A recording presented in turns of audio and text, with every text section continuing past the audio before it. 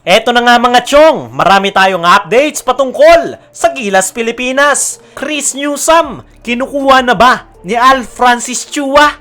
Gilas Justin Brownlee, ang permanenteng naturalized player ng Gilas, ayon kay Al Francis Chua. Ito nga si Justin Brownlee mga chong, ay grabe ang naging performance sa kakatapos lang na Asian Games. Lalong-lalo na noong quarterfinals kontra sa Iran at semifinals kontra sa China. Nagpatuloy yan hanggang final match kung saan nabawi nga nila ang gold medal matapos ang 6 na dekada. Sa lahat nga ng player ng Gilas ay ito talagang si Justin Brownlee ang pinakabumuhat sa ating national team.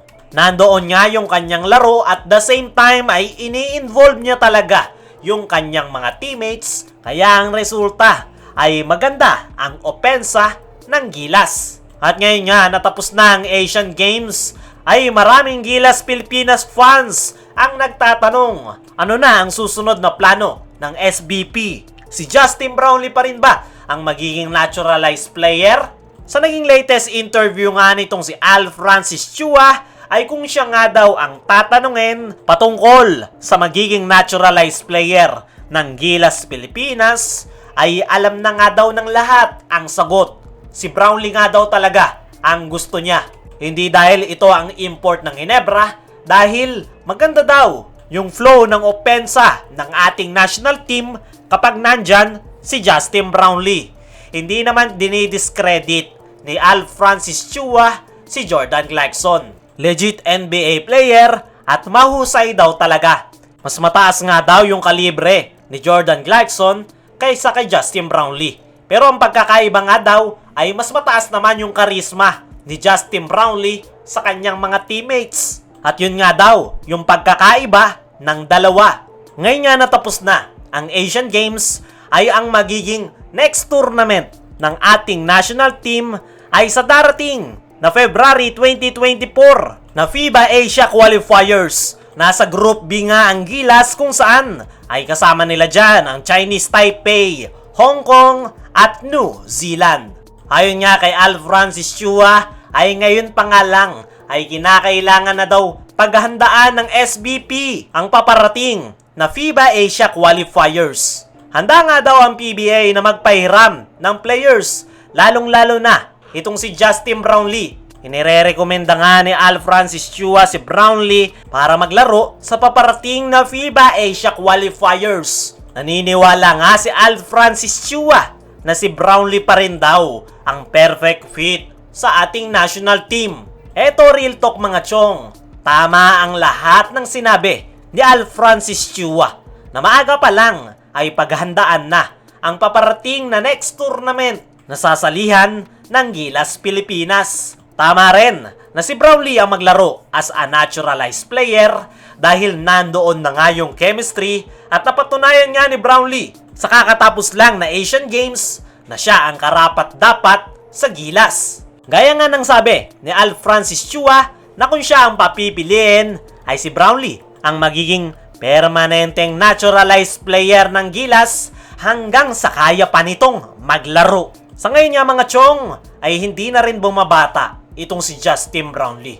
Kaya habang available at kaya pa nitong maglaro ay sulitin na ng Gilas Pilipinas. Dahil minsan lang tayong makakita ng isang naturalized player gaya nitong si Justin Brownlee. Sa kabilang banda, Chris Newsome, kinukuha na ba ni Al Francis Chua?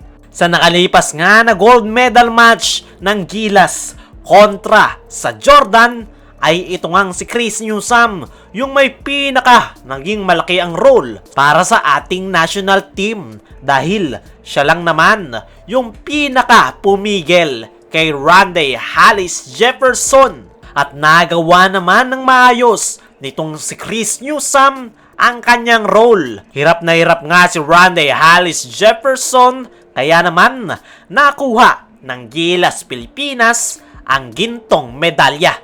At ngayon nga natapos na ang Asian Games ay sa naging press con interview nga ng Gilas officials ay nabanggit nga ni Ricky Vargas na natatakot na siya ngayon pa lang na baka makuha ni Al Francis Chua itong si Chris Newsome. Pabiro nga lang yang sinabi ni Ricky Vargas, pero posibleng kuhanin talaga ni Chua itong si Chris Newsome dahil pa-expire na nga ang kontrata nito sa Meralco Bolts at magiging unrestricted free agent na ang nasabing gwardya. Magkakaroon nga ng chance itong si Chris Newsome na mamili ng kupunan kung saan niya gugustuhin. Depende sa makukuha nitong kontrata.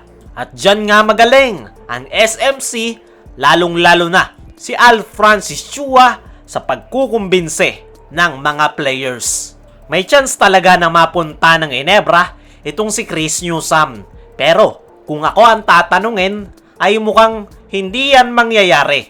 Dahil unang-una ay napakarami ng gwardya ng Barangay Ginebra. Nandyan si Scottie Thompson, tapos nadagdag pa yung nakuha nila sa UFA na si Maverick Amnisi. Pero depende na lang yan sa magiging desisyon ng management. At tingnan na lang natin kung kukuhanin nga ba talaga ni Chua itong si Chris Newsome.